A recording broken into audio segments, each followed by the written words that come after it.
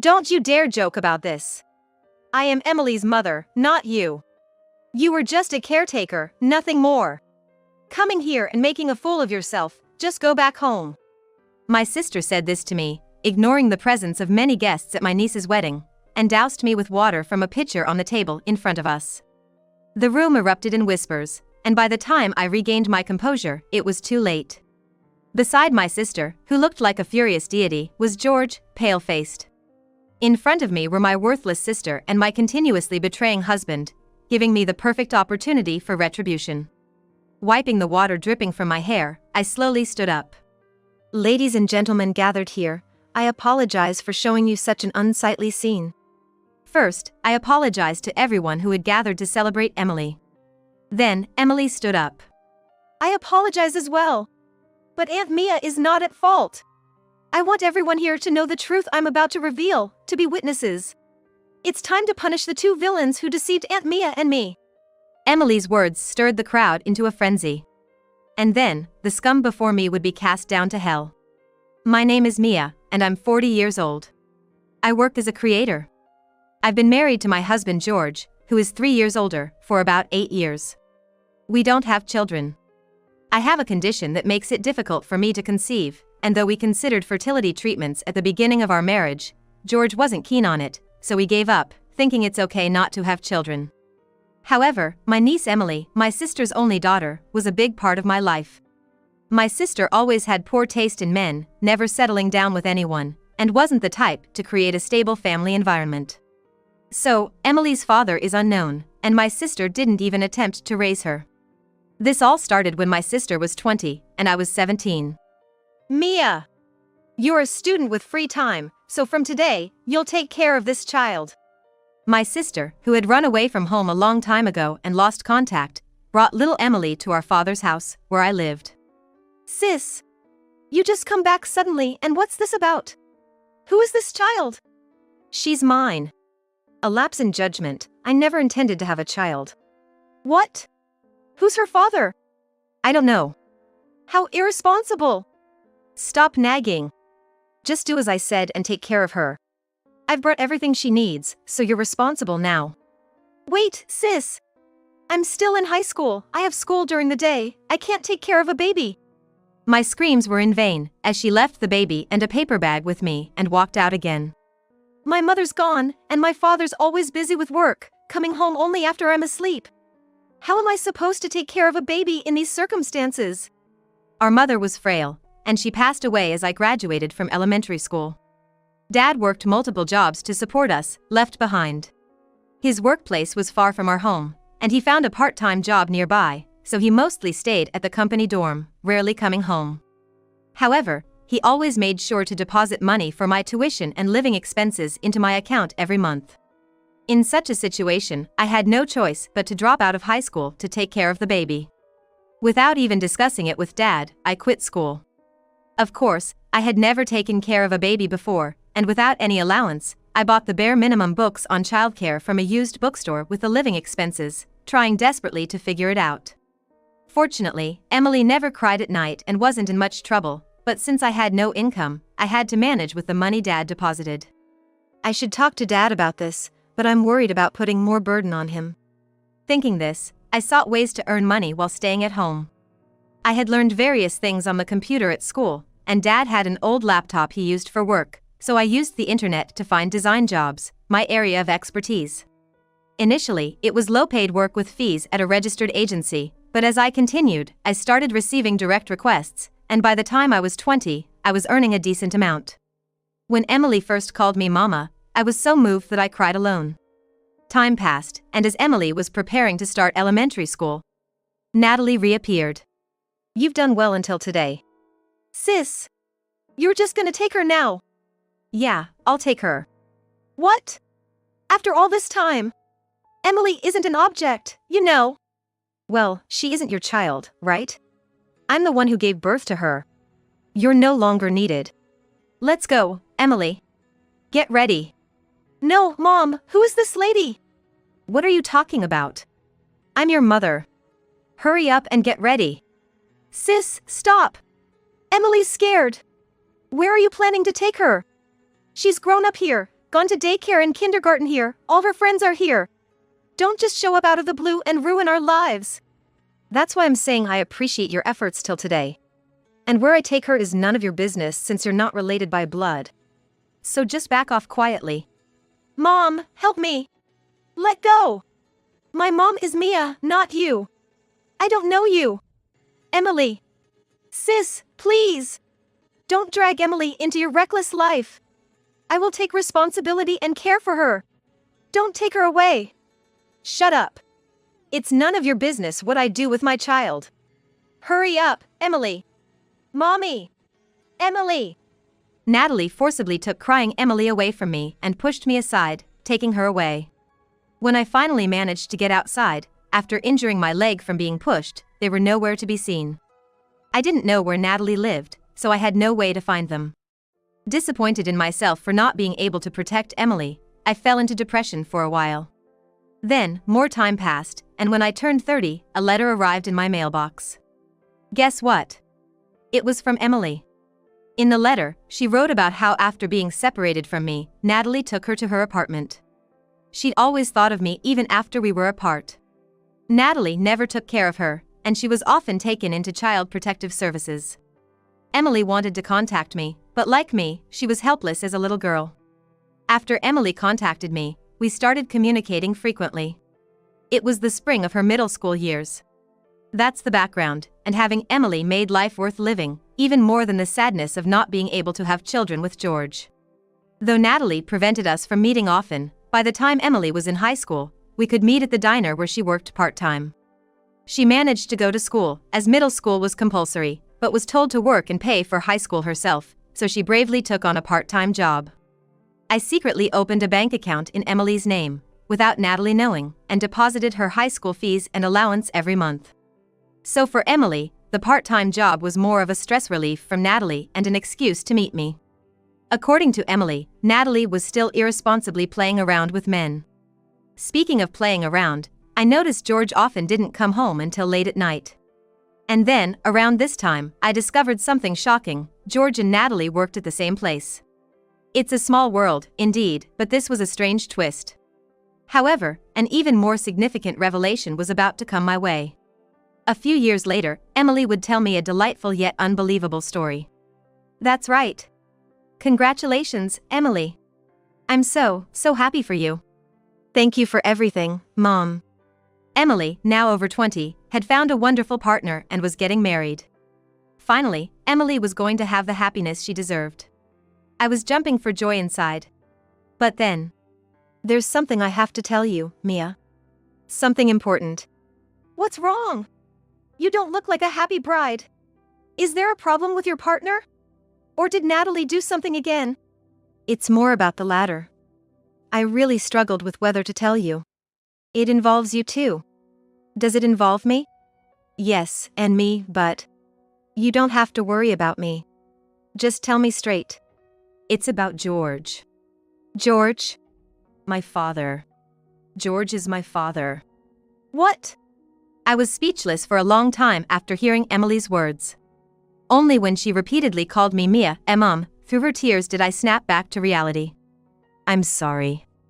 I overheard Mom talking to George at her apartment a while back and found out then. I recorded their conversation on my smartphone's voice recorder app. Emily continued. She went to the government office and checked the birth certificate. If this was true, Emily and I had been deceived for a very long time. As I listened to the recorded audio, my mind raced, and Emily and I devised a plan. A plan to firmly punish the two who had deceived and mocked us for years. Don't joke with me. I'm Emily's mother. You're nothing, just get out. Natalie, forgetting the many guests, threw water from a water pitcher on the table over my head in a fit of rage. I felt guilty for ruining Emily's big day. But this was all part of the plan. Except for getting water thrown at me. Today was Emily's wedding day. Her partner was a young heir of a major corporation, the son of a major shareholder. But he was a calm, kind, and down-to-earth man. I had met him several times since Emily introduced us and had dinner together. He understood Emily's background and knew she considered me her mother, so he also called me mother-in-law. Thankfully, His father also accepted Emily as his daughter-in-law after knowing our situation. Such an important day for her. At the emotional moment of the bride's letter to her parents, Natalie lost it when my name was called as the mother. Glancing to my side, I saw George, his face pale as if thinking, "Why are you here?" George hadn't told me about the ceremony today. Neither had my sister. George was sitting proudly in the father's seat. In fact, neither of them knew I would be attending this wedding. I was here because Emily had invited me, but they had no way of knowing that. They didn't even know about my secret meetings with Emily. The room quieted for a moment at my sister's furious expression and words, then erupted into whispers. It was too late for my sister to realize what she had done. I quietly stood up, wiping the water dripping from my hair. And I walked towards the microphone where the host stood. "Ladies and gentlemen gathered here, I am terribly sorry for showing you such an unsightly scene at this important event. First, I deeply apologized to the guests who had gathered to celebrate Emily and the groom." Then, Emily stood up. Aunt Mia is not at fault. Natalie is my mother by registry, but she never raised me. Emily! How dare you speak to your mother like that? I have never thought of you as my mother. My mom is Mia, who raised me since I was a teenager. What? I bore you, even though I didn't want you. How can you forget that and call such a lowlife woman, who didn't even properly finish high school, your mother? What? Mia had no choice but to quit high school because of you. You ran away after dumping a newborn me on her, just so you could play around with men. Emily's words stirred more commotion in the room. Stop it, right here. No, I won't. The groom already knows and agrees. I'm about to tell everyone a shameful story, ready to face the embarrassment. Among us celebrating here are two people who don't belong. I want to expel these two from here, and I need everyone to be our witnesses. To punish the villains who have deceived Mia and me for years. Emily spoke powerfully, tears streaming down her cheeks, her shoulders shaking slightly. I wanted her to be happy. So, I was determined to settle this here and now. My anger was ignited. As Emily appealed to the guests, applause erupted spontaneously. Emily and the groom's close friends, knowing the truth, voiced their support and blessings, casting scornful looks at Natalie and the worthless husband, George. Unable to withstand it, George finally opened his mouth. Wait. I'm not involved. Natalie deceived me too. I was set up. What? You're playing dumb too. What are you talking about? Set up. You're really the scum of the earth, trying to escape responsibility like that. I'm beyond angry, I'm disgusted. You married me knowing you had a child with my sister. And to think, you both mocked me for my difficulty in having children. My words filled the room with a sense of disgust, and whispers of terrible could be heard. That's why I'm saying I didn't know Emily was my child. Besides, Natalie is a woman with a horrible history with men. It's even doubtful if she's really my child. What? You were the one who said to dump newborn Emily somewhere because you didn't want her. I never wanted a child in the first place. You're the one who... As the despicable duo started to shift blame to each other. Enough already. There's evidence, so neither of you can escape the truth. Emily glared at them, her face red with anger. As if on cue, a large screen in the room started showing dubious photos and videos of Natalie and George, followed by their own voices revealing how they deceived Mia and Emily. When I told you about the DNA test results saying it was your child, you were really scared, huh? But it worked out, right? Mia couldn't have children and wanted one, never imagining we'd push my sisters and my child on her. It turned out great, being able to shove all the trouble onto Mia. This conversation played on and on. The gazes in the room turned furious towards the two. Are you still going to play this ugly blame game? I don't care about me. But I will never forgive you for the pain you caused innocent Emily. I raised my voice, reprimanding them both. The room burst into applause again. Among them was one man clapping strongly and deliberately. Turning to look, I saw an elderly man slowly standing up. Let's give a round of applause to the bride who bravely shared her painful story, and the foster mother who raised her, and let me add my own punishment to these fools who deceived them, putting their own foolishness aside. This stern man was Mr. Tim. The father of the groom I mentioned earlier. Tim! This is a misunderstanding. This lowlife woman made it all up. Please, let me make your daughter, Emily, a trophy wife, no, the bride of your distinguished son. And please, keep sending money my way, let me live a good life. Hearing my shallow sister's words, I felt a sense of despair at being related to her. A woman as dirty in her ways with men as she is with money. Shut up. Don't you dare accuse me of something so ridiculous. Get out of my sight. What? I said you're no longer needed. Their ugly squabble began again. Then another man from behind the father-in-law shouted, "Enough. You fools." Seeing him, George's face contorted. Boss! Why are you here? I thought it was too late, and I didn't want to mess up, so I didn't invite you. I invited him. Why would you invite the boss? Do you two even know each other? The boss then held his head, his face twisting. Good grief, don't you even know your company's shareholders? I guess not, you never mentioned it despite meeting several times. Tim stood with his arms crossed, looking exasperated. Turns out, Tim, the leading shareholder, owned the large company where the two worked. When Emily told me the story, I recognized the company name and talked to Mr. Smith, the boss. He was shocked to find out they were employees of his company. So, everything we said reached the boss's ears? Of course. I even asked him, do you employ such fools in your company? I hastily called a shareholders' meeting. The unanimous decision was not to invest in a company with such miscreants. That means... When I told Mr. Smith that, he said he'd consider their dismissal and keep supporting us as before. He said he'd take some responsibility too, right, Mr. Smith? Tim's question was met with Mr. Smith nodding vigorously. If that's the case, I must secure a place for myself as Emily's mother and have your son support me. Enough! I'm ashamed. I don't recognize you as my mother. I disown you and George, who deceived Mia. Emily. Don't you dare call me so casually. Mia. Help me, please, forgive me. Hearing George's pathetic plea, I slapped him. Both of you, leave this place immediately. Emily's words sparked a massive round of applause in the venue, with shouts of "Get out" erupting from various corners. Overwhelmed by the piercing stares and chants, Natalie and George quickly exited the venue. What a wedding it turned out to be. Yet, after ejecting the two, the event was reset and everyone wholeheartedly celebrated Emily and her partner. They were joyously united and successfully concluded the ceremony. Subsequently, Natalie and George were both fired from their company for misconduct. Naturally, they split up, and George tried to escape to his parents' home, but was disowned by them. Of course, the divorce with me was finalized, and to pay the compensation demanded by me and Emily, George had to take up physically demanding jobs like construction and cleaning, leading to a life of utter misery. As for Natalie, her true nature was dramatically exposed at the ceremony, and her fierce demeanor went viral on the internet. It seemed no one wanted to associate with her anymore.